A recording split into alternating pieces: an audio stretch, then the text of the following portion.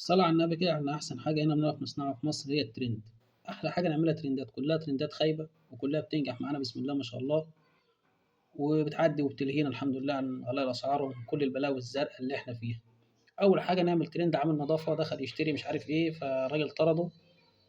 ويا راجل يطلع ترند على كده ومش عارف راح يصوروا فيلم مش عارف إيه راح يحضر طردوه وهكذا. بعد كده خلص الترند نخش على الترند الجديد. واحدة تطلع تهاجم الرجالة والست مش ملزمة والست مش عاملة، الست ما تطبخش، الست مش ملزمة تربي العيال، الست مش ملزمة ترضع العيال، الست مش ملزمة تبات في بيت جوزها، ونلهي الناس شوية شهر اتنين تلاتة هوب الترند ده خلص نخش على الترند اللي بعديه، نجيب واحدة بقى تدافع عن الرجالة وتبين الراجل كأنه ملك متوج ولازم نعامله معاملة حلوة وبابا العيال وبابا الشغلانة وبابا المجال. بعد كده خش على الترند اللي بعديه، نخش بقى مش لاقيين حاجة نعملها نجيب الشيخ الشعراوي نهاجمه شوية